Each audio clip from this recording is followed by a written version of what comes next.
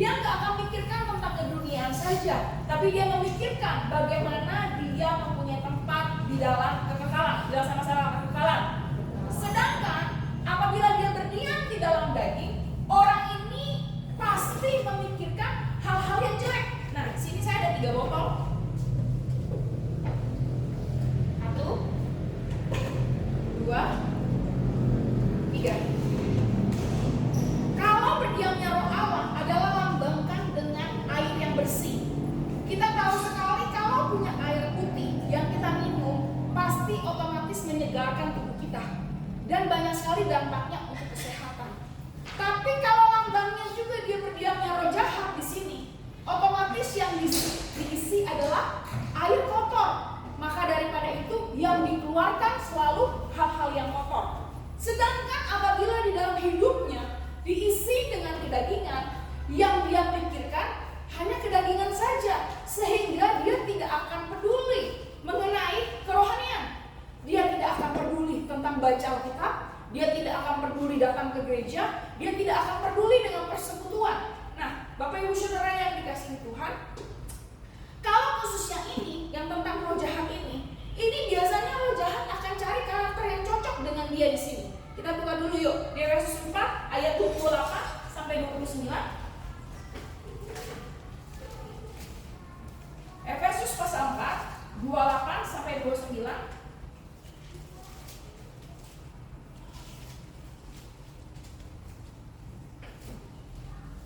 Oke, 3, 2, 1. Orang yang mencuri janganlah dia mencuri lagi, tapi baiklah dia bekerja keras, melakukan pekerjaan yang baik dengan tangannya sendiri, supaya ia dapat membagikan sesuatu kepada orang yang berkekurangan.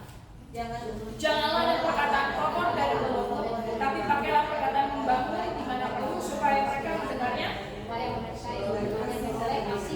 Oke, ketika roh jahat cocok dengan salah satunya di sini adalah yang suka mencuri, misalkan karakternya dia klepto, suka mencuri. Nah, karakter si roh jahat ini dalam Yohanes pasal 10 ada apa? Dia adalah mencuri, membunuh, dan membinasakan. Jadi dia ketika nempel sama orang yang tukang curi, dia kan klop, lengket. Sehingga apa? Ketika melakukan pelepasan, susah keluarnya. Ada juga karakter roh jahat itu adalah, maaf kata ya, marah. Betul gak? Marah, gampang tersinggung, bahkan maaf kata dominan, egois. Ini ketika dia masuk dalam tubuh orang, otomatis dia rasa ini cocok dengan dia, makanya nempel sampai bertahun-tahun. Nggak jarang ketika melakukan pelepasan ditanya sama pendetanya, kamu sudah berapa lama tinggal di dalam tubuh orang ini? Sudah 15 tahun, sudah 20 tahun, sudah 30 tahun. Pertanyaannya sama roh jahat itu lagi, ngapain kamu di sini? Karena saya suka, dia suka mencuri, saya juga mau mencuri. Cocok gak? Cocok. Makanya ketika dilepaskan, dikeluarkan air kotornya, nggak langsung gampang bersih. Sampai sini Pak. Contoh lagi, dia karakternya tukang bohong. Dulu pernah saya layani anak kecil yang suka bohong. Diusir mungkin nggak keluar-keluar, ditanya sama kita, kamu apa? Saya suka berdusta. Sudah tinggal berapa lama? Sudah 15 tahun. Kenapa kamu tinggal diam? Dia karena suka bohongin mama sih. Katanya kalau dia pergi kuliah, padahal nggak kuliah, bolos. Cocok nggak karakternya? Ini jadi tempat berdiamnya siapa? Roh jahat. Nah, roh penzina. Contoh ya, cewek-cewek malam itu sebenarnya ada rohnya, roh penzina. Makanya harus dilepaskan juga ketika dia seorang pelacur dan sebagainya. Nah, ketika dia ditanya, makanya lemah gemulai, dia bisa kan kalau pelacur kan? Segala macam lemah gemulai jalannya gitu loh.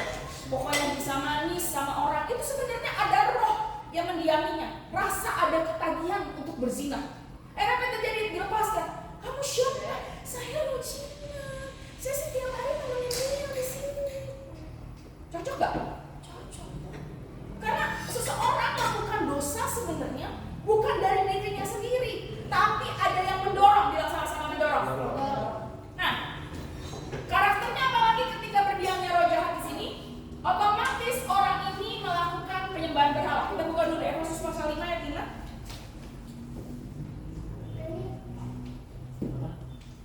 Efesus pasal 5 ayat 5.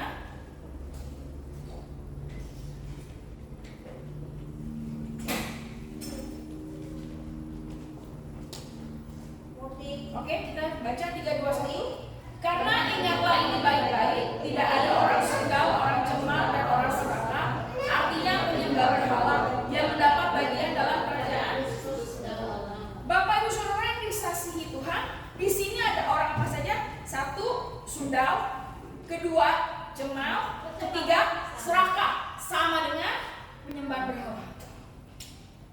Yang suka main perempuan, suka main kata kalau perempuan ada gigolo, ini termasuk cemar dan sundal. Yang kedua di sini bilang apa? Adalah orang yang serakah, orang yang nggak pernah mau menabur, hanya bisa mau menerima berkatnya saja, termasuk penyembahan berhala. Jadi penyembahan berhala bukan hanya patung yang kita sembah, tapi kita lakukan kehidupan yang cemar di hadapan Tuhan lebih daripada Tuhan. Itu termasuk berdiamnya roh jahat dalam hidup kita, termasuk keserakahan. Cinta uang adalah akar dari segala sesuatu.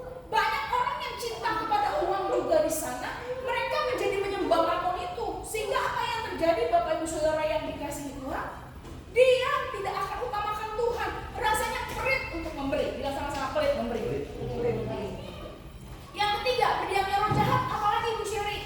Ketika pikiran kita menjadi sia-sia. Bilang sama-sama, sia-sia. Efesus 4 ayat 17.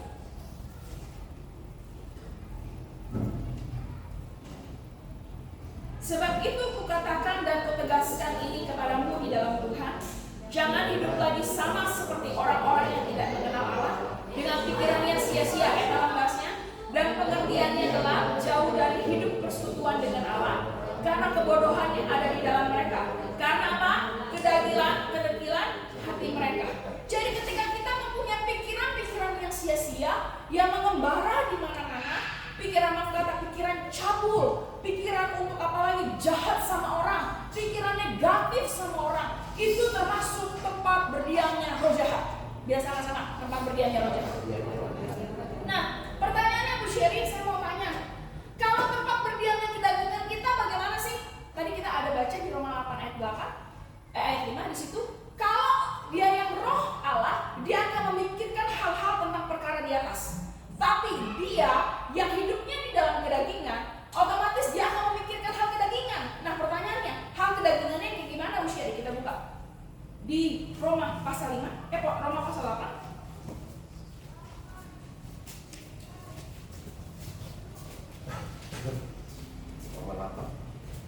Roma pasal 8 ayat 8.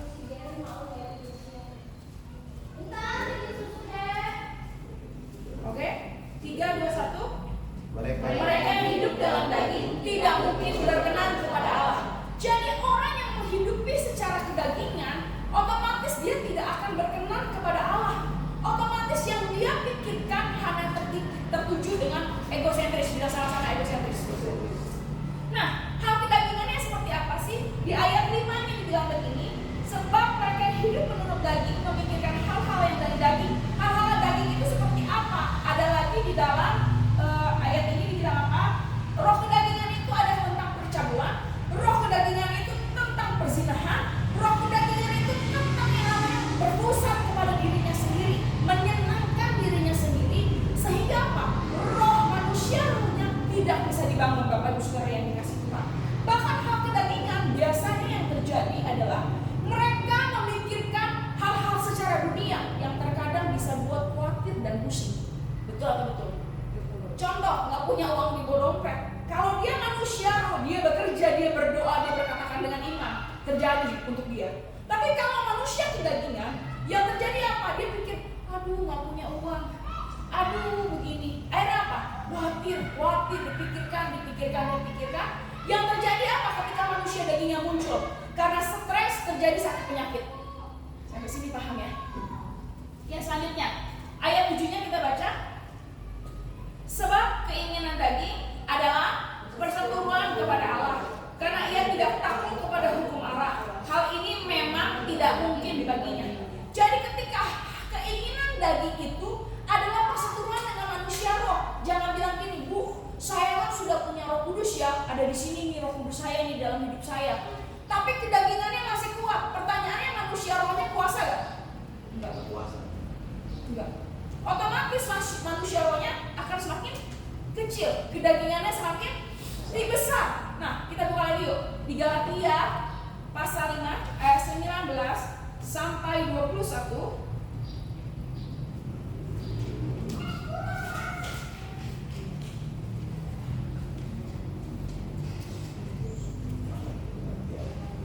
Galatia pasal 5 ayat 19 sampai 21.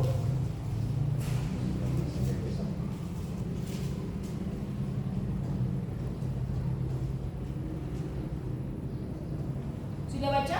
Sudah ketemu? Mari kita baca sama-sama. Perbuatan daging telah nyata. Satu apa? Cabul. Dua, kecemaran. Ketiga, hawa nafsu. Keempat, penyembahan berhala. Kelima, sihir, perseteruan, perselisihan, iri hati, amarah, kepentingan diri sendiri, penjenjeraan, roh pemecah, kedengkian, kemabukan, pesta pora. Bapak Ibu saudara yang dikasih Tuhan, percabulan apa sih Bu? Percabulan itu kayak gimana ya Bu? Pikir tentang perempuan ini saja, menginginkan saja itu sudah cabul Pak. Mau melakukannya, belum melakukan saja baru terpikir aja udah cabul. Lihat gambar-gambar seksi aja udah cabul. Mikir ingin bersetubuh dengan perempuan aja itu sudah cabul. Nah di sini dibilang apa lagi? Kecemaran, suka lakukan yang cemar, tidak mau hidup kudus, mengizinkan yang tadi roh jahat masuk dalam hidupnya. Pikiran-pikiran sia-sia, hati yang sia-sia, ini termasuk kecemaran. Di sini bilang apa? Hawa nafsu, bukan hawa nafsu makan ya. Kalau ntar ini hawa nafsu makan, ntar semua pada nggak makan. Tapi hawa nafsu lebih maaf kata, yang laki-laki dan perempuan, dia memikirkan secara maaf kata yang belum menikah, secara seksual. Nah, ini juga termasuk hawa nafsu Bapak Ibu Saudara yang kasih Tuhan. Nah kalau ibu-ibu hawa nafsunya apa? Hawa nafsu belanja. Sedikit-sedikit habisin uang suami. Untuk satu, belanja mall, belanja Shopee, belanja Lazada, paket setiap hari datang. Nah ini juga apa? Yang saya ngomong? Hati-hati. Selalu belanja titip enak kan? Sekarang kan belanja nggak perlu ke mall kan? Tit. Ini apa? Hawa nafsu. Yang disebut perbuatan daging. Ini perseteruan dengan Allah. Kaya nggak salah. Tapi terkadang yang karena hawa nafsunya karena ingin kaya, ini yang menjatuhkan dia menjadi dosa. Cantik salah gak? Ganteng salah gak? Nggak salah. Beli pakaian nggak salah. Tapi karena ketagihannya itulah yang membuat jadi salah. Paham sampai sini ya? Minum bir salah gak? Kalau buat kesehatan nggak ada masalah. Tapi kalau sudah kedagingan, setiap hari minum tanpa bir, itu yang salah. Sampai sini paham? Ini yang disebut apa? Hawa nafsu. Belanja Shopee salah gak? Nggak salah. Shopee-nya mah nggak salah. Tapi karena ketagihan ingin paket terus datang ke rumah, itu yang salah. Paham? Oke. Penyembahan berhala tadi saya sudah jelaskan, sihir.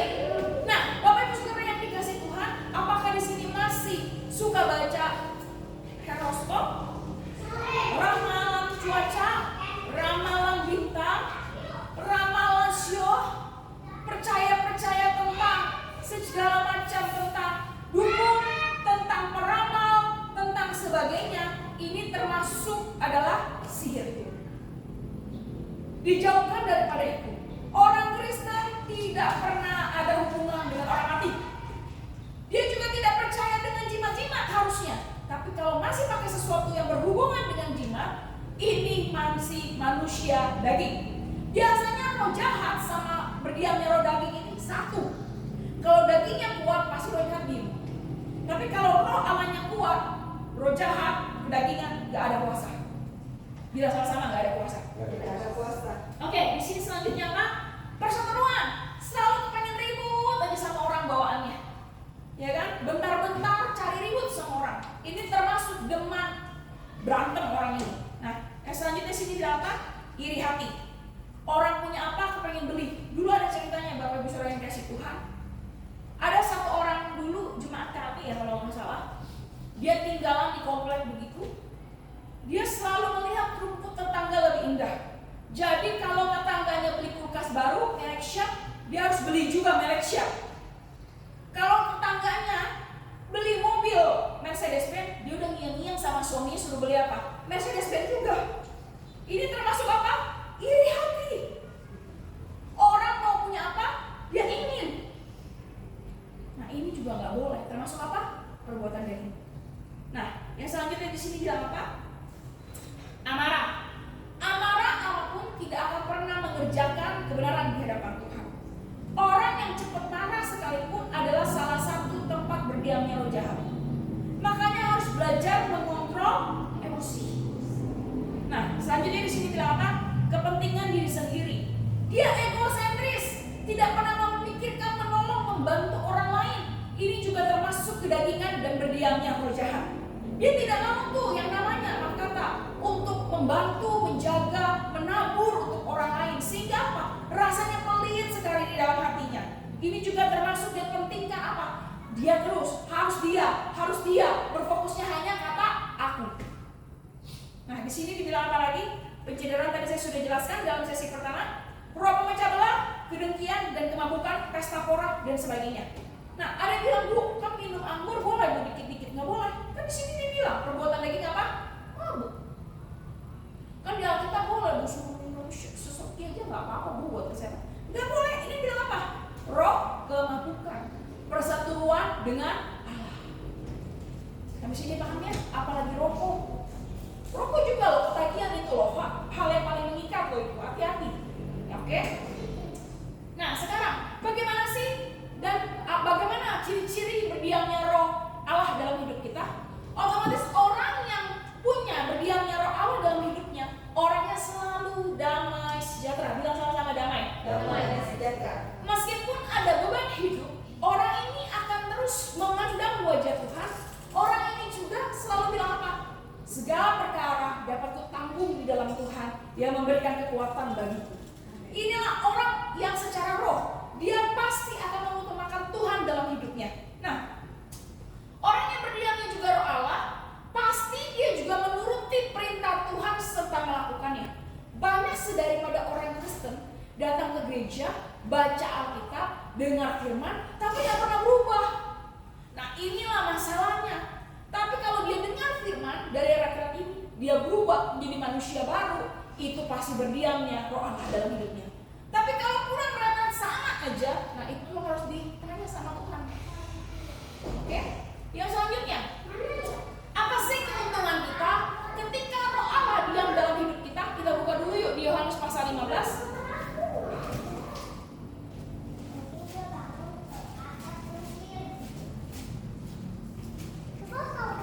Yohanes 15 ayat 7.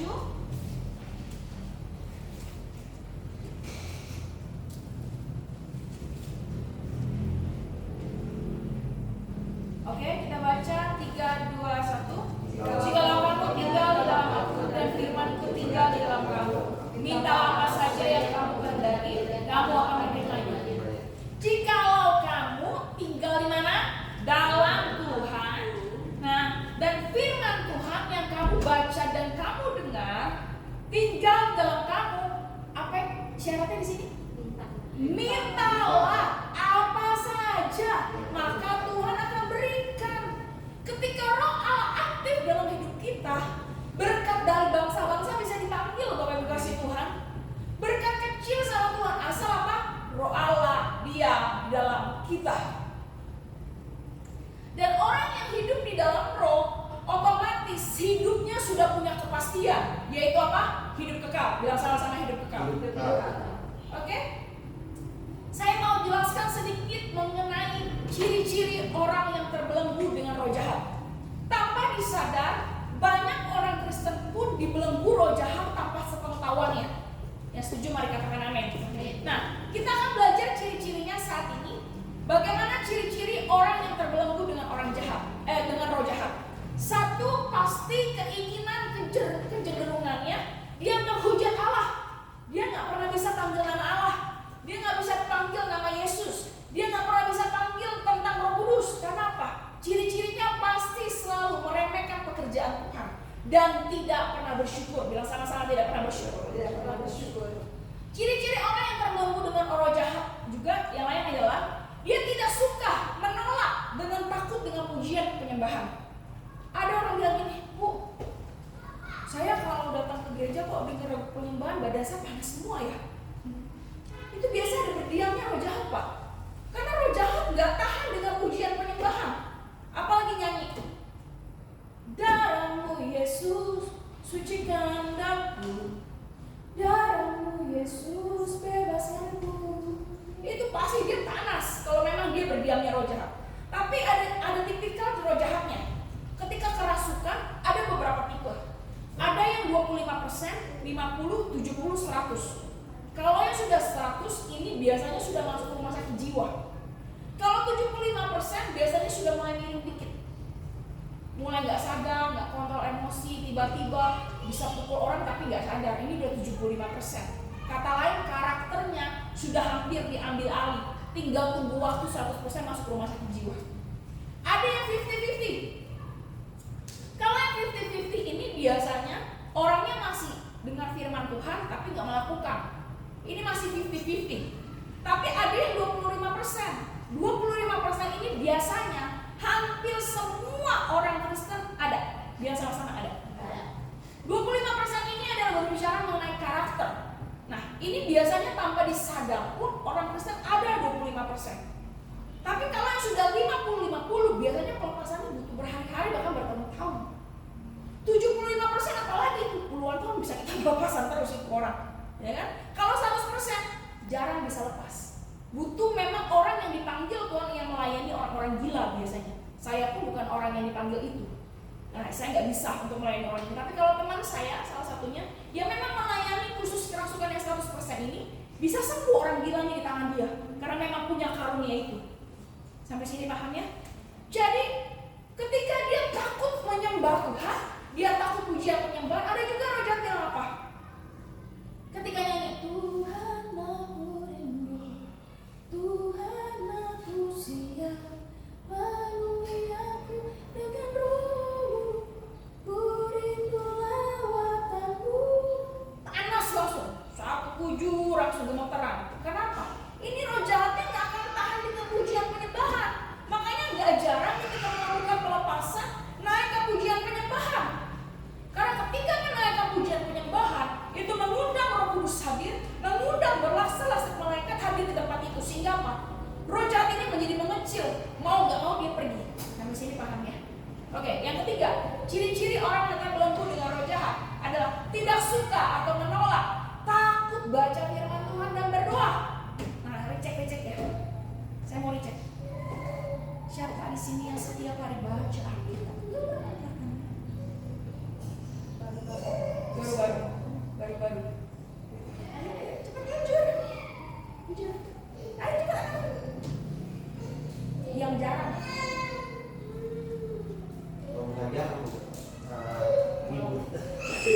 Libur sama jarang sama, Pak. Ya, kenapa kita suka dibuat nggak mau baca Alkitab? Satu, dibuat rasa malas. Yang kedua, dibuat rasa ngantuk. Yang ketiga, dijadikan beban. Yang keempat, tidak konsentrasi. Baca Alkitab nggak ngerti. Betul atau betul?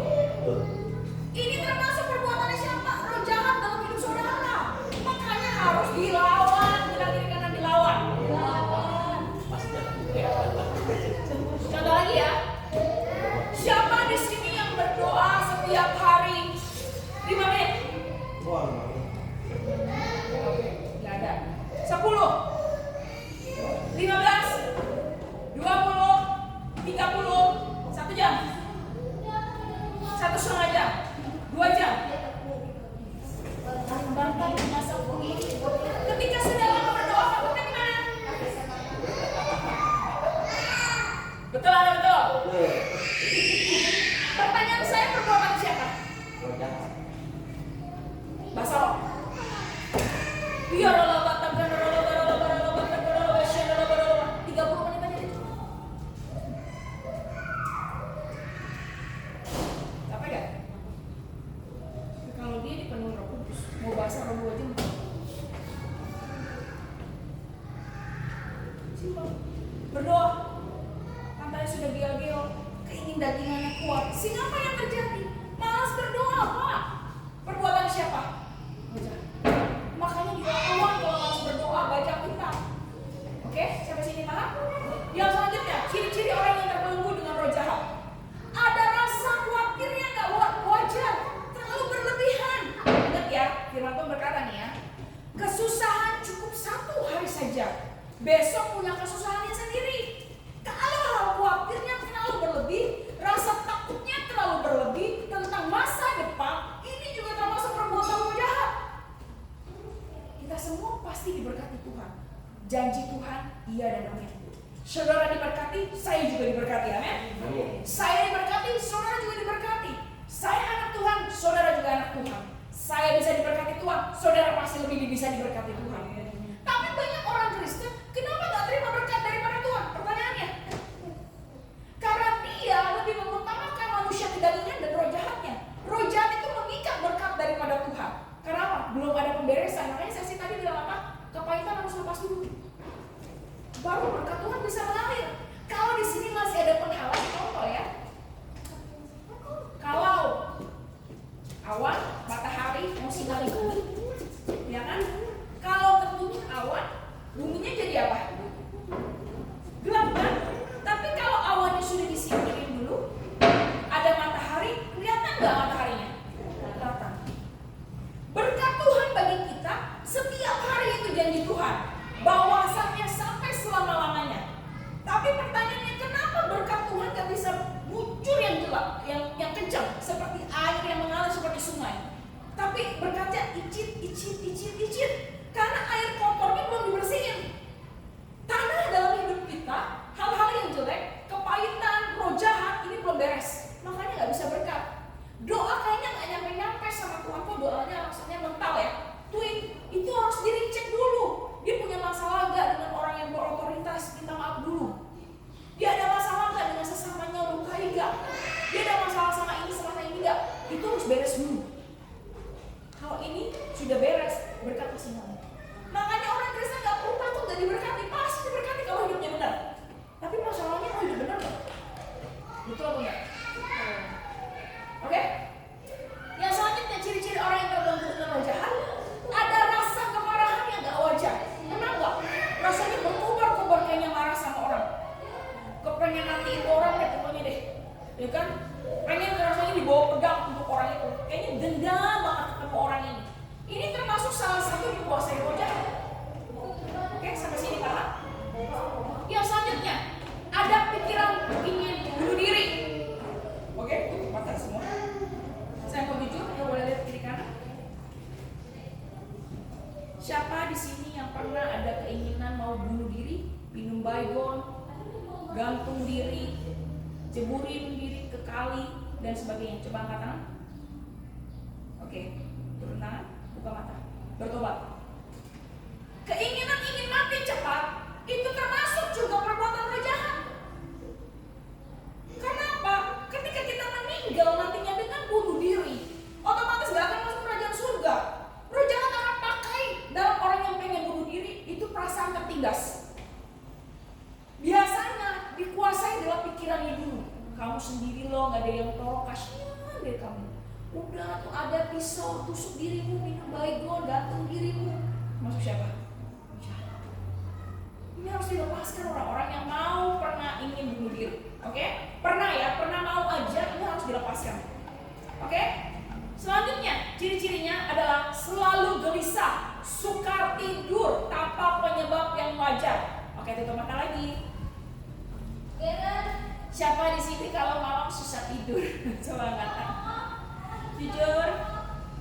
Malam jadi pagi, pagi jadi malam. Coba angkat tangan. Nah, ini juga bukan namanya.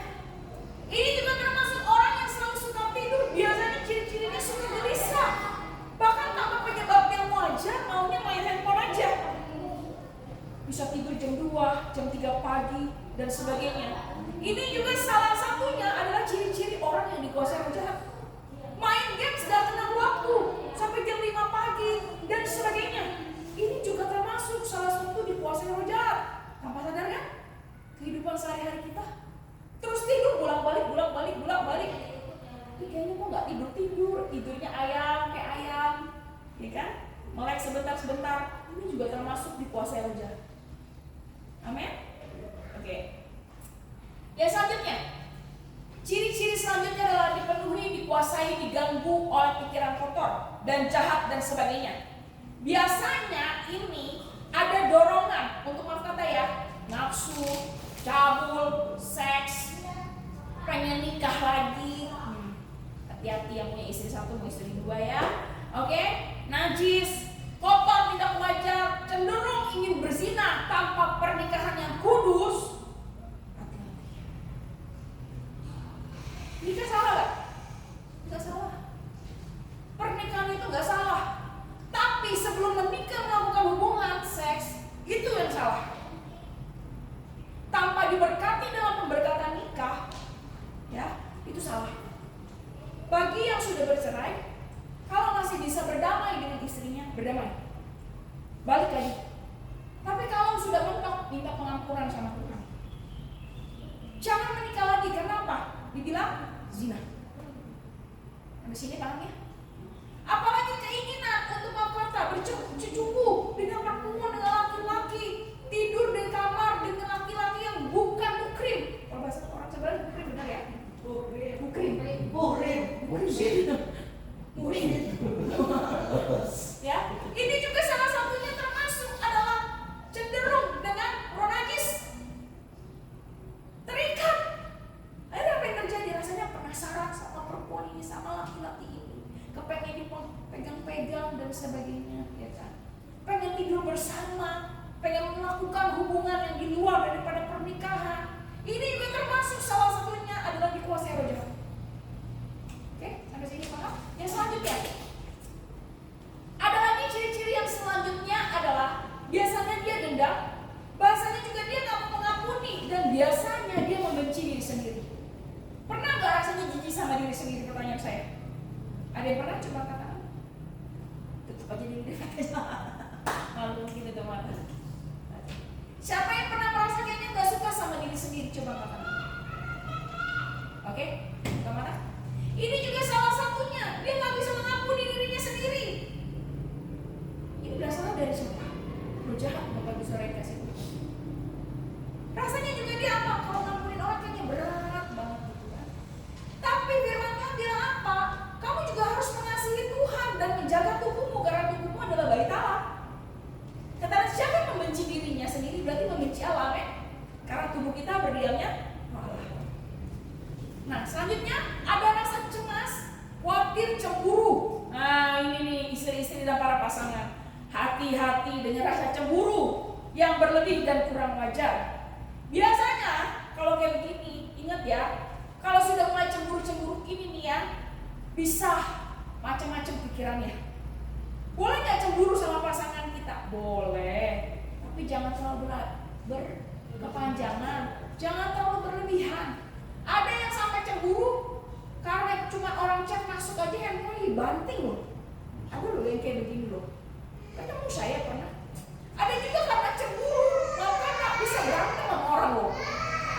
Ini juga cemburu yang nggak wajar. Nah, cemburu ini biasanya kita mengasihi pasangan kita lebih daripada Tuhan. Yang terjadi apa? Pasangan kita jadi penyembahan berhala. Sampai ini paham ya? Oke? Yang selanjutnya, ciri-ciri orang yang terbelenggu dengan roh jahat. Tidak bisa melepaskan kebiasaan-kebiasaan buruk. Contohnya apa? Hobi buruknya judi. Maaf ya, pertanyaan saya, siapa yang masih berjudi? Coba angkat tangan. Judi online dan sebagainya. Nah, ini juga. Kedua, minuman keras. Siapa yang masih suka tuak dan sebagainya? Coba angkat tangan. Yang ketiga, narkoba. Nah, biasanya juga suka bohong sama mencuri. Nah, ini juga salah satunya ciri-ciri kebiasaan yang buruk sekali yang tidak bisa dilepaskan, termasuk adalah perbuatan dengan roh-roh jahat. Yang selanjutnya ada penyimpangan seksual. Ada yang namanya homo, lesbian, hiperseks. Makanya jangan begini ya. Tapi rumah jadi begini. Enggak apa-apa ya. Ya kan? Nah, jadi begini. Itu yang namanya adalah penyimpangan seksual. Yang kata lain, ketika ada homo, lesbian, hiperseks sebenarnya bukan dari dia, tapi itu adalah perbuatan roh jahat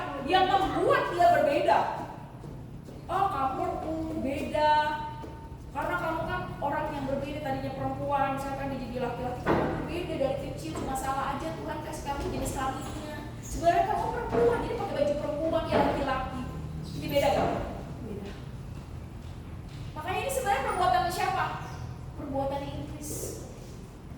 Ada juga sekarang menikah, manusia dengan pagar, manusia dengan boneka, sama kambing, ya kan? Sama gugu. Ada. Sama Paris, Eiffel, Menara Eiffel, itu juga ada yang menikah. Ada yang boneka untuk seks, dia juga menikah dengan boneka ini, dandanin cantik, dikasih makan. Saya bilang, ini bagaimana hubungannya ya? Di rumah sama boneka, tidur, pasangannya didandanin, dimandiin setiap hari. Ini sudah mulai namanya penyimpangan dalam seksual. Kata lain apa? Perbuatan siapa? Iblis. Akhir zaman akan semakin banyak ini. Kenapa? Mulai sudah ada disahkan dengan hubungan-hubungan seperti ini. Yang kata lain, semakin dekat waktunya Tuhan. Oke? Ini saya sudah bahas mengenai emosional yang tidak stabil tadi, jadi saya tidak bahas lagi. Kita masuk ke dalam slide berikutnya. Apa sih penyebab keterikatan? Penyebab keterikatan yang pertama adalah praktek okultisme. Punya jimat, pernah ya? Pernah punya jimat. Menyimpan barang-barang keramat, keris, ya kan, batu, terus kayu, terus ada pemberian dukun atau paranormal yang diberikan kepada saudara, baik itu kertas kuning, dimasukin koin dan sebagainya, memakai susuk sini, susuk semua.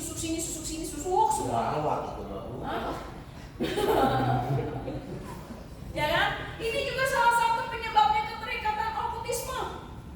Jimat dari orang tua, hubungan ditaruh di dompet. Itu juga bisa salah satu penyebabnya okultisme tanpa kita sadar. Pergi ke dukun, minum air klub minum. Ini juga salah satu praktek okultisme yang menyebabkan terikatnya. Menyimpan barang-barang keramat. Pernah gak simpan? Kalau dulu saya masih kecil sering dikasih kertas yang warna kuning ditulis darah, ditaruh di dompet saya. Tapi itu ketika kenal Tuhan saya bakar semua. Terus dulu papa mama saya sering saya dibawa ke dukun atau paranormal suruh minum air yang ditaruh kertas dibakar suruh minum. Itu tanpa disadar. Nah ini juga salah satunya adalah praktek okultisme atau ke suhu. Pernah tahu suhu? Suhu itu dari agama Buddha ya, termasuk orang pintar bisa menyembuhkan dan sebagainya, dipanggilnya suhu. Ini juga salah satunya adalah praktek okultisme. Orang cuma temenin teman saya doang ke situ, sama aja temenin nggak temenin. Nemenin aja turunnya bisa transfer loh, apalagi yang lain. Yang selanjutnya memakai susuk. Nah susuk ada 3 jenis ya, Bapak Ibu sering kasih Tuhan. Ini sekedar pengetahuan. Satu ada berlian, yang kedua emas, yang ketiga kayak jarum, kayak perak lah bahasanya saya. Harganya lebih mahal yang mana? Yang berlian otomatis. Nah itu biasanya dimasukkan di dalam tubuh manusia yang dia mau merasa untuk lebih cantik atau merasa lebih baik gitu loh. Maka dipakaikan itu. Nah ada pernyataan daripada para dukun itu, kalau kamu mau lepas susuknya makan sate aja atau disabet sama bangle aja. Bangle, tahu bangle? Tahu gak bangle? Pukul aja pakai bangle akan keluar semua susuknya. Enggak. Itu dimasukkannya pakai tenaga dalam. Nah, kalau di dalam susuk itu biasanya ada masa penggangnya kayak kartu 3 tahun, 4 tahun. Tapi pertanyaan Bu, habis itu susuknya hilang gak Bu? Enggak. Cuma sudah tidak berfungsi lagi saja, tapi masih dalam tubuh gak? Masih. Keluarkannya kapan? Yaitu dengan ujian dan penerimaan dan doa saja. Pertanyaan Bu, kalau ke dukun dilepasin gimana? Ya, memang kelihatannya dilepasin, tapi rohnya masih diam di dalam tubuh. Habis ini paham mengenai ini okultisme? Ini nggak pernah dibuka ya dalam gereja, tapi ini saya buka semua ya, oke? Pernah dilamar atau melamar? Pernah pergi ke orang pintar untuk ditanya bagaimana masa depan, bagaimana suami saya, bagaimana ini anak saya, diramal bulan dan bintang, ya kan? Ditanya tanggal lahirnya, bintangnya apa, diramal. Akhirnya apa yang terjadi Bapak Ibu kasih Tuhan? Ini roh penenungnya masuk ke kita. Bahkan coba-coba meramal orang. Nah, Bu, pertanyaannya apa sih bedanya nubuat sama ramalan? Beda. Kalau nubuatan itu tidak akan pernah keluar dari jalur daripada Tuhan akan menggabungkan nama Tuhan. Tapi kalau peramal yang meramalkan segala sesuatu, contoh ini ada ini ya Bu, pakai ini ya, pakai ini ya, itu peramal. Di sini paham ya? Kalau nubuatan nggak pernah disuruh pakai ini pakai Allah, tapi nubuatan dia disampaikan menurut isi hati Tuhan kepada kita. Itu yang disebut nubuatan. Tapi kalau peramal itu meramal masa depan, makanya kalau ditanya saya nggak tahu. Hanya Tuhan saja tahu.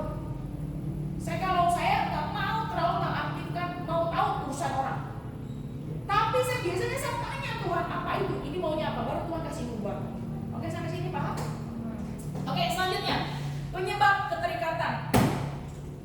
Tolong diambilin kopi, ada yang ngantuk. Oke, pernah terlibat pemanggilan arwah dan kontak dengan dunia orang mati.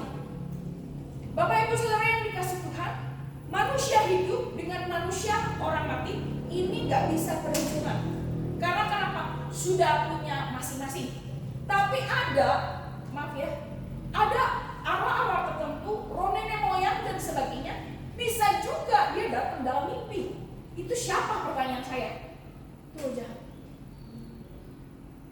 Suami, orang tua, kalau dia bisa datang ke mimpi kita, itu bukan dari Tuhan. Itu mau jahat pakai menyerupai. Karena kenapa? Ketika seseorang ya udah tarik nafas, itu hanya dua roh, dua alam. Satu, dia masuk neraka. Kedua, itu tunggu di pintu neraka. Yang kedua, di tempat perhentian, yaitu dibilang apa? Taman Firdaus. Jadi ketika dia yang di neraka, namanya bisa dipakai di pintu neraka ya. Makanya kamu siapa datang? Saya papanya ini. Bentuknya benar kayak dia, cara minumnya, karena namanya dipakai. Tapi orang yang tinggal di Taman Firdaus, kamu gak pernah mimpi dia, namanya gak bisa dipakai, buku kehidupannya tutup sama Tuhan, disegel. Habis ini paham ya? Jadi ketika kita pernah terlibat pemanggilan arwah, kontak dengan dunia orang mati, di kuburan, doain, salah. Pernah ke rumah duka? Pernah ya? Siapa di sini yang rumah duka, ada patung salib, ada jenazah gitu berdoa? Coba nggak? Salah. Gak usah berdoakan lagi. Tidak pernah perlu, karena ini berhubungan dengan dunia orang mati. Engkau tidak perlu berdoa lagi di depan batu nisan. Engkau tidak perlu lagi berdoa di depan orang mati. Gua ngomong aja di dunia itu hubungan orang mati. Gak perlu. Datang khusus lihat sudah duduk makan. Kalau saya kasih upload sudah pulang. Saya tidak mau doa. Saya mau doa. Orang sudah, papa saya sudah, atau ini keluarganya antara dua alam, surga atau neraka, betul gak? Saya ngapain saya doain lagi? Yang harus saya doakan siapa? Orang keluarganya yang saya tinggalkan. Itu harus kita doakan. Amin. Jadi gak perlu lagi nanti ya datang ke nyekar, Pak, Papa ngapain di sini Pak? Ya kan? Saya sendiri sendirian nih Pak. Ini panggil Allah loh. Gak boleh. Aduh Papa udah seneng ya di sana batu nisannya dilus-lus. Ngapain batu nisan dilus-lus coy? Ya kan? Gak perlu. Jadi datang nyekar, kabur bunga pulang foto. Sudah cukup. Gak usah diajak ngomong kuburan. Habis ini paham ya? Karena ini dunia orang mati dan dunia orang hidup terputus. Nah pertanyaannya, Bu, kalau saya pernah melakukan ini gimana ngomong ini? Minta ampun kan dilepaskan. Karena apa? Bisa dia ketika saudara sudah melakukan hubungan seperti itu terikat di alam roh. Sehingga apa terjadi? Mimpilah, didatengin hari-hari tertentu. Pernah gak? Kalau orang Chinese, chat go. Itu tiba-tiba nanti papanya datang. Ingetin suruh datang ke kuburan. Pernah gak? Sering. Pasti orang Chinese gitu Pak. Datangin ke kuburan suruh bawain ayam, bukan yang campur sudah minta makan. Sering setiap tahun Iya. kasih makan. Lapcong, kasih ayam rebus, jeruk, apel, ya kan? Terus itu bukan Pak, ini cap bro, kalau bahasanya ya sembarang kubur. Nah ini dia datang ke mimpi, minta ini dong dibawain kembang 7 rupa, dibawain bunga sedang malam atau apa. Jangan dikasih, itu bukan papamu, bukan saudaramu yang minta, tapi roh jahat. Bilang sama-sama roh jahat. Roh jahat minta disembah, bilang sama-sama minta disembah. Oke, sampai sekarang tidak boleh lagi berdoa di depan mana? batu nisan, dan di depan kuburan. Sampai sini paham? Paham ya? Depan jenazah ya. Kalau mau berdoa siapa yang harus didoakan? Keluarga. Sampai sini paham ya? Oke. Yang selanjutnya, pernah terlibat pemanggilan arwah? Pernah nggak? Maaf ya, orang Chinese ya. Ini nggak tahu karena di suku lain ada. Orang Chinese itu ketika meninggal biasanya itu ada caima. Oh caima. Saya kalau begitu buruk saya bertajuk semua saya. Ya kan? Ambil begini kayak drumnya, gitu kan. Itu sebenarnya panggil arwah. Makanya ada teman saya yang kayak begini. Waktu itu minta kami layani ternyata nggak pakai saya. Akhirnya dia pakai caima, saya nggak mau datang. Kenapa? Itu panggil arwah pak. Yang meninggal satu yang datang 1000 pak. Nggak mau saya. Katanya jangan pak. Biar rohnya dibuka jalan, buka jalan itu panggil arwah. Di sini paham ya? Yang kayak begini nih harus dilepas. Oke?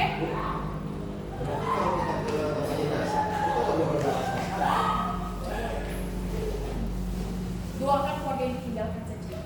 Nggak perlu kasih amplop. Lihat mayat sudah. Karena sudah putus. Maaf ya. Ini saya mau buka kuburan, rumah sakit, rumah duka. Selain daripada keluarga kita yang meninggal, itu teritorial atasnya itu penuh dengan roh jahat. Makanya ketika kita datang, keluarga yang meninggal itu nangis sampai pingsan ada ya, kayak gitu kan? Apa yang terjadi? Pulang? Bener ya? Buangin. Itu udah masuk pak.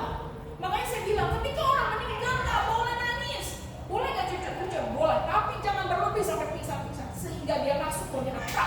Pulang kerjaan, pelepasan lagi. Disini taruh mana? Pengalaman pak. Pengalaman udah banyak yang begini. Pulang dari kuburan papanya namanya saya yang melepaskan. Lepasan saya pak. Ditanya kamu siapa? Saya papanya ini. Bapaknya sudah gak ada, anaknya kerjain saya ya kan. Ini dia, karena gak boleh berbicara di dalam teritorial ini. Makanya dia ngomong kuburan, rumah duka, depan jenazah itu tidak boleh hubungan. Oke? Asal lihat saja, jaga hati. Kalau pihak keluarga kita yang meninggal kita nggak boleh nangis dong. Boleh cuci dikit nggak apa-apa, tapi belajar tahan, nggak boleh sampai pingsan, nggak boleh sampai nangis. Berlebihan, nggak boleh. Roh jahat ingat masuk ketika ada kesedihan. Ya, sampai sini paham ya. Di mana dia ada kesedihan, roh jahat gampang masuk. Sampai sini paham? Oke. Ada ikatan janji dengan kuasa gelap. Nah, kalau orang Chinese biasanya ada kuepang, saya juga pernah di kuepang. Nah, itu biasanya memperoleh nama dari pemujaan berhala. Contoh, orang Chinese ya ini ya. Itu ada kayak apa? Saya nggak tahu namanya apa tuh yang kayak ya supit kayak supit tapi ada tulisannya gitu loh pak.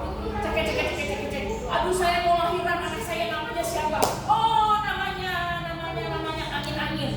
Dikasih namanya angin. Ini mau susu bunga. Angin. Itu harga bu. Ini salah satunya adalah ikatan dengan perjanjian kuasa gelap. Kuasa gelap yang memberi nama. Di sini paham ya? Nah, biasanya juga dia melakukan ibadah kepada berhala dan dewa-dewa, datang memuja, meminta sesuatu kepada roh-roh dan mengikuti ajaran di luar Kristen. Ini biasanya juga salah satunya menyebabkan kesehatan. Kalau orang sebenarnya bicara itu ya. Kalau orang Buddha biasanya itu harus tangking. Banyak hal. Ketika dia sudah baca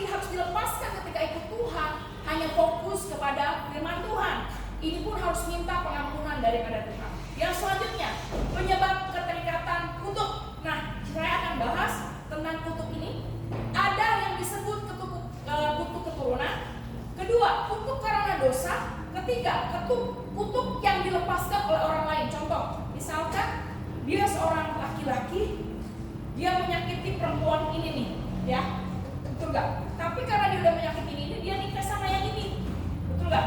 Ada perempuan ini ucapkan kutuknya, gua sumpahin tuh, lu nanti punya anak cacat. Yang terjadi apa? Dia beneran cacat, Pak. Makanya kalau udah terima kutuk begini, denger ya, kata kutuk ya, dalam nama Tuhan Yesus segala kutuk yang dilepaskan dipatahkan dengan darah Yesus. Saat ini aku bebas. Masih ini paham? Kutuk daripada orang tua juga, yang biasanya orang tua ngatain anak-anak bego, itu kutuk loh. Hati-hati, makanya mama papa sebagai orang tua ya, jangan pernah katakan bego sama anak. Kutukin pasangan kita, itu kutuk loh. Itu yang kena siapa? Kan bukan dia aja, tapi ngulang kita. Habis ini paham ya? Kalau kita bego kemarin tuh kutuk atau Sebenarnya, wah, makanya kita harus thinking dari itu dalam nama Yesus. Kutuk sebenarnya. Siapapun yang mengatakan hal yang tidak baik dengan perkataan negatif, itu kutuk yang dilemparkan kepada kita. Makanya harus segera benteng, tolak dalam nama Yesus. Ya, sampai sini paham ya? Makanya hati-hati jaga lidahmu. Oke, selanjutnya. Tanda-tanda orang yang hidup dalam kutuk ya. Biasanya orang yang hidup dalam kutuk itu biasanya bapak, ibu, saudara yang dikasih Tuhan bisa lihat ke atas, jangan ke bawah ya, tapi lihat ke atasnya. Ini biasanya ada yang cacat, contoh ya. Misalkan kakaknya papa nih, adiknya papanya gitu. Anak pertama selalu ada yang misalkan sakit, cengkeh, tangannya gini ya, matanya gini satu, atau punya lumut dalam misalkan 1, 3, 4. Ini biasanya ada orang yang hidup dalam kutuk. Bukan dia aja, tapi kakaknya juga ada. Contoh, sakit diabetes. Misalkan papanya diabetes, kan silang ya diabetesnya. Kalau dia papa, kenanya anak perempuan ya, bener gak? Ini setahu saya ya. Ini juga termasuk garis keturunan. Makanya bisa dilihat, oh ini om saya diabetes, ini diabetes, ini diabetes, ini diabetes. Ini salah satunya harus dilepaskan. Contoh lagi, sakit jantung, ya kan? Asma, itu termasuk itu keturunan mama saya ada jantung, ada asma. Akhirnya keluarnya ke saya ada asma. Tapi saat itu saya masih kecil, perawatan asma saya cukup singkat ya, cukup lama, sekitar 2-3 tahun saya asma. Nah saat itu saya udah mulai kenal Tuhan, mulai diajarkan tentang ini. Saya mulai patahkan dalam nama Yesus, saya tidak pernah asma. Sampai sekarang saya nggak pernah minum obat asma. Nah ini ya, selanjutnya pada garis keturunannya biasanya nih, lihat tadi yang di atas ya, banyak yang meninggal muda. Contoh dari kakaknya, adiknya, anak kedua, anak ketiga, ada aja yang meninggal. Usia belum 50 tahun sudah meninggal. Ini juga termasuk apa? Tapi beda ya. Kalau misalkan dia meninggal memang, maaf kata ya, ada yang meninggal muda ini karena sakit penyakit, ya kan? Tapi kalau memang dia udah takdir Tuhan, nggak apa-apa. Tapi coba lihat di keturunan atasnya, ada deh yang meninggalnya berentetan usianya di bawah 50. Kalau di bawah 50 udah pasti. Itu makanya harus putuskan. Yang selanjutnya, garis keturunannya dari atas banyak yang mengalami kecelakaan, musibah, sakit penyakit yang bertubi-tubi. Contoh, pernah nggak ada saudara-saudara kalian, saudara-saudara semua ya, itu yang di atasnya, misalkan anaknya yang ketiga, keempat, misalkan jatuh terus kecelakaan motor, jatuh lagi tapi nggak mati-mati, kayak maut mendekat aja sama dia. Nah ini termasuk apa? Tiba-tiba mau meninggal nggak jadi, selamat. Mau meninggal lagi selamat, tapi jatuh terus dari motor, kecelakaan, masuk jurang, timpa beton, timpa apa. Ini termasuk salah satunya ada kutuk keturunan, harus diputuskan. Aneh? Ya, pada garis keturunannya lihat lagi ya, di keturunan atasnya ya. Ini banyak kawin cerai. Makanya Bapak Ibu Saudara yang kasih Tuhan, jaga pernikahan dengan baik. Apabila ada kawin cerai, itu biasanya nular gak ke anak? Pasti, bukan nular lagi, pasti. Makanya Bu, kalau saya udah lanjut cerai gimana? Ya sudah, minta pengampunan sama Tuhan. Kalau bisa jangan menikah dulu sampai suami pertama atau istri pertama meninggal. Itu caranya. Kalau enggak akan nular ke siapa? Anaknya akan mengalami. Maaf ya, saya akan buka saya sedikit. Papa saya menikah 2 kali. Papa saya menikah yang pertama gagal karena papa saya cukup keras. Akhirnya menikah dengan mama saya. Yang nular ke siapa? Kakak saya. Kakak saya nikah 4 kali. Kalau saya nggak jaga sama Pak Ruti, saya juga bisa sama. Tapi di saya benar-benar bertahan, saya berdoa sama Tuhan. Rumah tangga kami supaya baik-baik saja, supaya apa? Sudah putus hubungan antara di saya saja kutuknya, anak saya sudah nggak kena. Contoh lagi, keturunan papa saya itu penyembah berhala, ya. Dia ateis, patung disembah, pohon disembah, ya kan, kalau bisa disembah juga sama dia. Semua agama dia bisa, papa saya. Akhirnya yang terjadi, dia juga papa saya punya karunia, bukan karunia ya sebenarnya, bisa lihat roh jahat. Ya, karena nenek kami juga begitu. Turun ke papa saya bisa lihat, ke cece saya, ke saya. Nah, makanya ketika saya menjadi pendeta, saya didoain, masih kecil saya lihat tegas, benar-benar kayak orang setannya. Tapi ketika saya benar-benar sudah dipulihkan, saya putus dengan hubungan itu ketika ditabiskan jadi pendeta. Sekarang saya bukan nggak bisa lihat ya, tapi saya lihat hal-hal yang terang. Tapi berasa masih bisa gak? Masih. Makanya tahu ini roh apa. Habis ini paham ya? Karena apa? Kutuk melihatan yang kutuk ini. Sebenarnya Bu, itu karunia Bu bisa lihat setan. Enggak. Kutuk, bilang sama kutuk. Pertanyaan saya, lihat setan enak gak? Enak. Kutuk itu adalah hal yang tidak enak. Tapi kalau yang enak lihat Tuhan Yesus, ya? Amin. Nah, ini yang disebut karunia penglihatan. Ada lagi bilang, Bu, saya bisa tahu nih orang ini pakai jimat atau pakai enggak. Kalau saya ketemu saya muntah-muntah. Ini bukan yang namanya karunia. Asma ini mah, ya kan? Asma dari setan, ya kan? Karena memang dia dari Tuhan gak akan menyiksa diri kita, enak gak? Lihat tuh, setan ini mah bukan karunia. Kalau karunia itu pasti mengenakan kita, nggak pernah buat merinding. Kan sini paham ya? Kayak contoh saya aja, yang tadi saya bilang, saya ada kutuk penglihatan itu retro jalan, saya bisa lihat Pak dulu masih kecil, main sama saya. Tapi ketika ikut Tuhan, kutuk itu berhenti, anak saya nggak ada yang bisa lihat Pak. Tapi anak cici saya yang kedua bisa lihat. Turun nggak? Sampai sini paham ya? Oke, selanjutnya. Selanjutnya, Bu, bagaimana sih cara kita melepaskan keterikatan itu? Yuk kita buka dulu di Kisah Para Rasul pasal 19.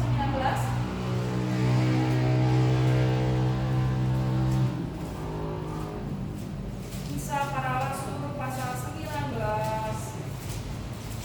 ayat 18 sampai 19.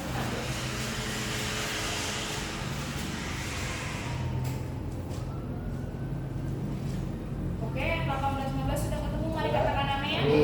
Bagian 3, 2, 1. Banyak di antara mereka yang telah menjadi percaya datang dan mengaku di muka umum bahwa mereka pernah turut melakukan perbuatan-perbuatan itu. Banyak juga di antara mereka yang pernah melakukan sihir, mengumpulkan kitab-kitabnya lalu membakar di depan mata semua orang. Nilai kitab-kitab itu ditaksir 50.000. Bapak Ibu Saudara dikasih Tuhan, ketika kita melepaskan terikatan yang tadi saya sebutkan, kita harus mengakui kedaulatan Tuhan dulu dalam hidup kita. Pertanyaan itu, kalau kita layani orang yang ada jimat, itu kalau dia nggak mau terima Yesus gimana bisa lepas? Nggak bisa Pak. Harus terima dulu. Kalau dia sudah terima Yesus, sudah dalam terai Roh Kudus. Karena mengakukan dengan lidahnya kan. Ketika dia mengaku, Roh Kudus materai langsung di hatinya, ini punyanya Tuhan. Makanya ketika itu juga bisa dilepaskan dengan nama apa? Nama Yesus. Itu secara sempurna. Bu, tapi ada tuh kalau KKR mereka belum terima Yesus bisa lepas. Iya, lepas sebentar, besok balik lagi. Sini paham? Oke, yang kedua, bagaimana cara kita melepaskan keterikatan itu? Kita harus temukan dulu kondisi tempat roh jahatnya berdiam. Tadi saya sudah sebutkan tempatnya mana-mana aja. Itu harus dicek, harus temuin. Misalkan, oh jahat saya kayaknya di sini di okultisme nih, fokus di sini aja, ya. Minta ampun di sini, minta Tuhan lepaskan. Nah, yang ketiga, akui kondisi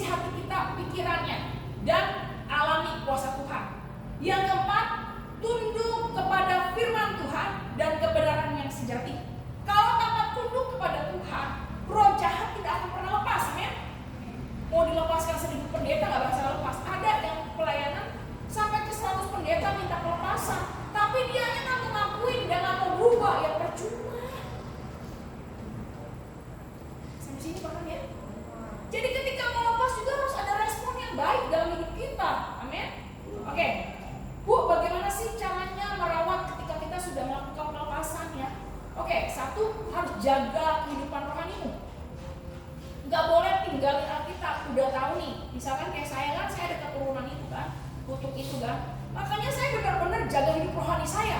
Jam doa saya nggak pernah mau kurang, baca Alkitab saya nggak pernah akan lepas, saya ke gereja saya nggak akan pernah lepas, pasti selalu saya utamakan ibadah. Karena kenapa?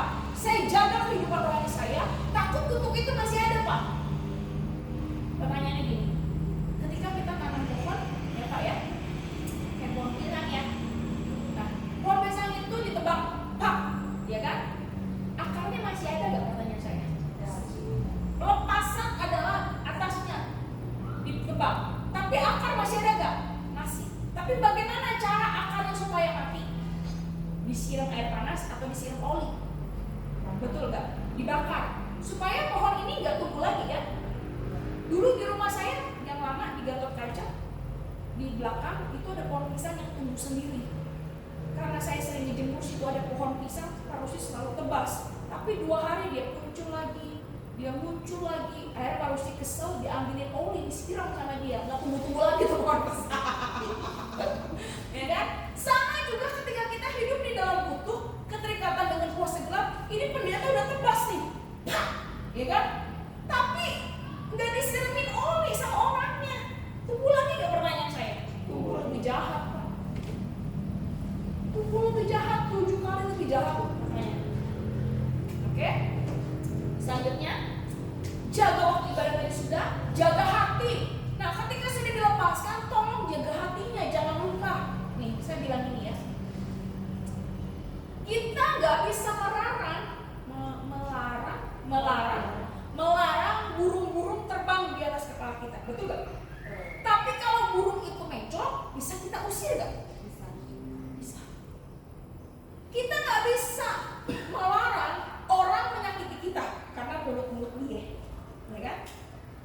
Tangan-tangan dia, hati-hati dia.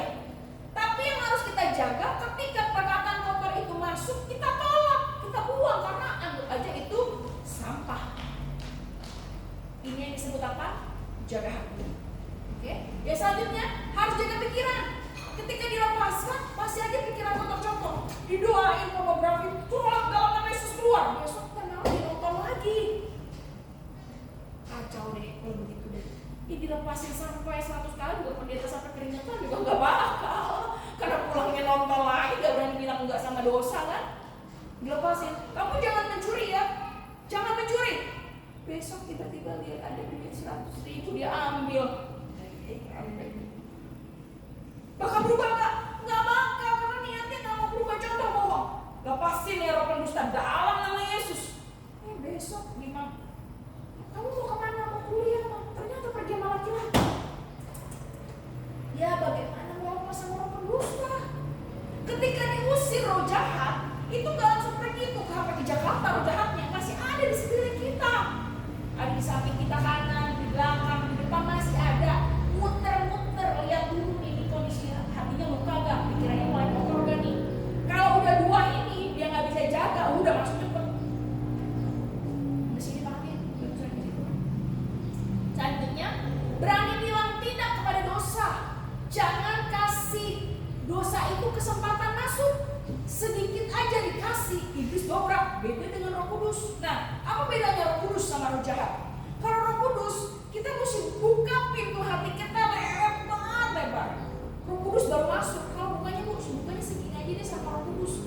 Baru percayanya sama Tuhan 25%, gak bakal masuk. Karena bukanya sedikit. Karena pribadi Roh Kudus sensitif. Beda sama roh jahat. Kamu punya setitik dosa saja kayak semut, dobrak, pak. Akhirnya apa yang terjadi? Rasukan. Begini pamit, Bapak Ibu Saudara kasih Tuhan ya. Oke, tidak boleh kosong dalam berdoa, baca kitab, puasa. Ini penting sekali, memuji dan menyembah Tuhan. Ya selanjutnya, mencari, memelihara perkenanan Tuhan di dalam hidup saudara dan saya. Ya selanjutnya, harus dipenuhi Roh Kudus, tadi kita udah belajar. Dan bersikap tegas kepada setan dan iblis. Bapak Ibu Saudara kasih Tuhan, ketika usir setan, dia bisa bilang, setan keluar ya, keluar. Kalau nggak keluar ya udah, nggak bisa. Padahal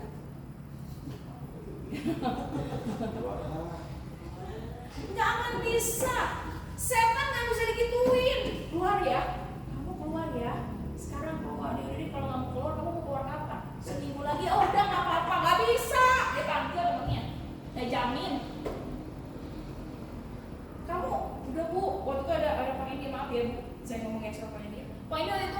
bilang sama Johan, saya bilang, Pak, usir, saya bilang, tengking.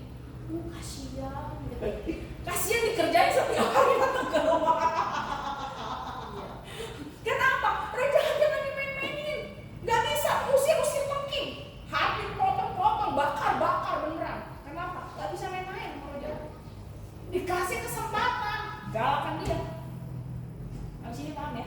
Kita akan belajar nanti bagaimana cara mengusir setan. Oke? Cara-cara melepaskan orang yang terikat dengan roh jahat. Ada beberapa tipe bagaimana cara kita lepasin orang jahat yang terikat roh jahat. Satu, memerintahkan secara langsung. Oke? Saya minta satu orang ke sini bisa. Oke? Pak, ada roh jahat ya Pak? Jangan gini Pak. Oke. Misalkan dia kerasukan. Mau kerasukan apa Pak? Yang soal apa Pak? Bawang. Jangan. Apa Pak? Oke, roh berzina Pak. Oke, dia kerasukan misalnya roh judi. Ya. Saya bisa bilang begini. Jadi dia nah roh judinya begitu. Katanya gitu kan. Tapi kalau kita benar, kita mau usir roh judinya. Pegang. Dalam nama Yesus, roh judi keluar. Kalau tidak saya bakar engkau dengan darah Yesus. Itu cara perintah yang secara langsung. Dan ketika kita usir, kita tegur suara keras. Ingat ya, Tuhan Yesus ketika tegur yang ada di Gerasa, apa dia bilang gini? Jangan Gerasa Legion pergi. Enggak, hai Legion, saat ini aku perintahkan kau pergi dalam nama Yesus. Pergi dengan suara yang nyaring biasanya.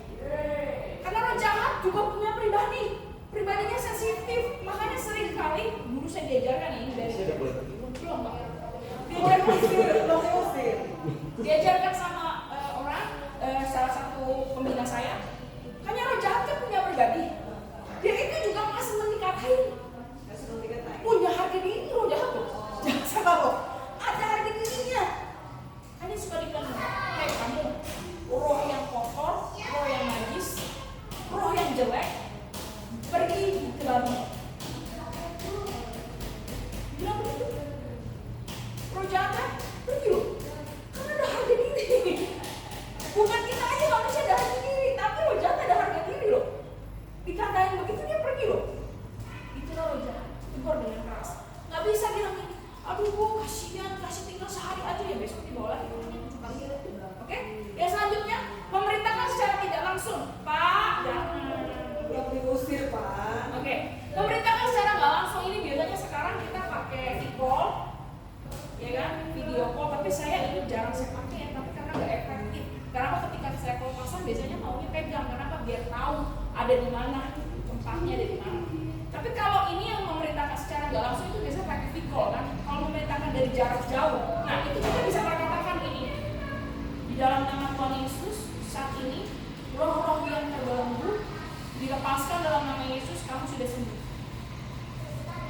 Biasanya itu akan naikkan pujian berapa bulan ya? Silakan buku. Biasanya beberapa bulan yang lalu saya dapat telepon dari Riau. Orang ini sudah lumpuh tiba-tiba karena dipakai gini. Tapi kan saya nggak mungkin pergi ke Riau saat itu. Dia telepon saya, lalu kondisinya sudah parah, nggak bisa jalan, badannya makin lama makin kurus. Dokter bilang ini nggak ada penyakit, diperiksa satu badan, CT scan, nggak ada penyakit. Karena orang ini kenal dari salah satu yang saya pernah bimbing di Riau. Dia telepon saya, minta didoakan. Saat itu kan saya nggak pergi naik pesawat ke sana, 2 bulan lalu lah sekitar. Dia telepon malam-malam jam 11, saya minta parusnya biru hitam, nyanyi. Tangannya tadi nggak bisa begini Bu, begini aja tuh nggak bisa. Kita nyanyi pujian yang udah mulai bisa angkat. Situ ada minyak nggak? Nggak ada. Ya udah air aja deh. Coba arahin ke ini ya, ke apa? Ke pikol ya. Doain. Tuhan ini air biasa nggak ada apa-apa, bukan air yang puasa ya. Tapi kita minta urapan daripada Tuhan supaya ketika dia masuk ini menjadi darah Yesus. Oke? Bukan berarti gini loh. Ketika kita berdoa pelepasan selalu harus pakai minyak. Salah juga. Karena kenapa? Apa yang kita pakai selalu pakai apa-apa? Doain misalkan ke doain iPhone. Minyak ada gak? Minyak ada gak? Kalau gak ada minyak mau gimana? Gak bisa doain dong. Kita tanpa minyak pun kita bisa doakan. Tanpa perjamuan kudus pun kita bisa. Karena kita bait Allah, amin. Kita bait Allah, kita punya kuasa. Roh Allah diam di dalam hidup kita. Ini paham? Jadi nggak selalu kita harus pakai minyak, amin. Minyak hanya sarana. Dan penggunaan minyak ini juga harus benar. Ketika punya minyak urapan, ini minyak biasa. Meskipun didoain sama pendeta, dibagikan dalam gereja, minyak biasa, bilang minyak biasa. Nggak punya kuasa apa-apa. Justru harus didoakan Tuhan, ganti minyak ini dengan darah Yesus. Ketika dioleskan menjadi milik Tuhan, ubah minyak ini menjadi darahmu. Kami percaya ketika kami percikan darah Yesus yang dipercikan, airmu juga bisa keluar. Yang benar adalah bukan minyak, bukan airnya, tapi kuasa Tuhan. Bukan perjamuan kudusnya juga, tapi kuasa Tuhan. Ada yang bilang gini, Bu, perjamuan kudus juga bisa usir setan. Maka perjamuan kudus sama ini kan kasukannya gimana? Gak. Salah. Banyak juga perjamuan kudus minyak dijual akhirnya jadi aset gereja. Enggak kayak gitu. Perjamuan kudus adalah perjamuan sakral yang tidak boleh diberikan anak di bawah 12 tahun. Namanya aja udah perjamuan sakramen. Sakral. Di atas 12 tahun yang sudah dibaptis, yang sudah terima Yesus sebagai juru selamat, yang mengakui kedaulatan Tuhan, baru boleh minum perjamuan kudus. Sampai sini paham ya? Jadi jangan sampai sakramen-sakramen itu pengurapan dan sebagainya, minyaknya, perjamuan kudusnya, apanya, jadi apa?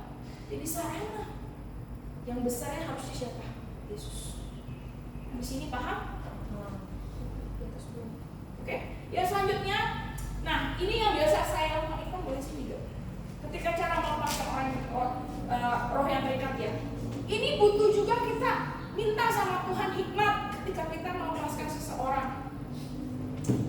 Kalau saya biasanya, selain saya hardik, itu saya pegang begini. Selain pendeta, gak boleh tumpang tangan gini. Ya, bukan pendeta, jangan coba-coba tumpang tangan begini sama orang. Tidak boleh. Ingat ya, manusia pusatnya ada di mana? Otak. Yang memerintahkan seluruh tubuhnya, betul ya? Ini otak sangat sakral.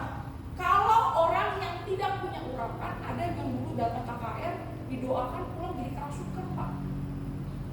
Karena pegang sembarangan begini, investasi. Makanya saya jarang berdoa juga begini, kecuali memang anak lebih kecil daripada saya. Tapi kalau ada orang yang so tahu dia bukan pendeta, bukan ada urapan, main begini aja, nggak boleh. Ada etikanya juga, tapi harus berdoa. Ini pun perempuan sama perempuan. Kalau saya pendeta boleh pegang laki-laki, tapi laki-laki nggak boleh pegang saya. Nah, pegang begini dadanya. Udah begini pegang. Ini juga kalau dia beda lawan jenis nggak boleh sentuh. Berapa jaraknya? Ini loh, ada etikanya. Kecuali hamba Tuhan, ya, hamba Tuhan aja laki-laki nggak boleh begini sama perempuan. Kalau dia pegang begini, pendeta cabut itu. Di sini paham? Ini mengenai cara doakan orang, menumpang tangan ya. Menumpang tangan ada besar maksudnya tadi ayatnya ada di situ, nanti buka.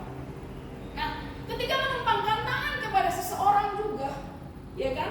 Ini saya tanya Tuhan, makanya kenapa saya butuh ketika pelepasan saya pegang, Pak. Saya mau tahu nih, kalau dia memang dia dirasuki roh jahat atau pakai susu pakai apa, ketika pegang saya berasa. Waktu itu bungkusan boleh saya ngomong? Yang kemarin itu boleh? Boleh ya? Silakan duduk. Hari Selasa berapa ya? 2 minggu yang lalu saya ada doain Ibu Susan, tapi dia nggak pernah cerita sama saya kalau pasang di sini, Pak. Susuk ya Bu ya tangannya. Saya bilang gini, Ibu Susan, saya mau tanya, apa tangannya pernah dikasih sesuatu sama apa gak? Tapi kan dia gak cerita sama saya. Yang dia cerita pakai susuknya di tempat lain, dari tangan. Saya bilang, kayaknya ada sesuatu di tangan, saya bilang begitu. Akhirnya apa yang terjadi? Betul Pak, saya gak pencet, gak apa tangannya biru besok. Tak urusan. Enggak, saya gue tanya yang enggak. Saya cuma gini doang. Terus besokannya dia datang ke gereja hari Minggu,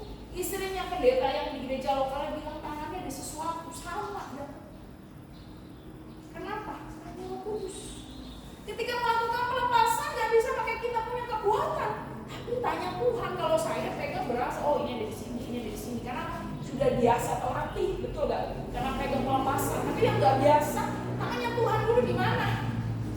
Karena setiap orang tempatnya beda-beda. Biasanya kalau roh jahat berdiam ada beberapa tempat kalau dia pakai sesuatu ya, yang dikirim, pakai santet, pakai apa?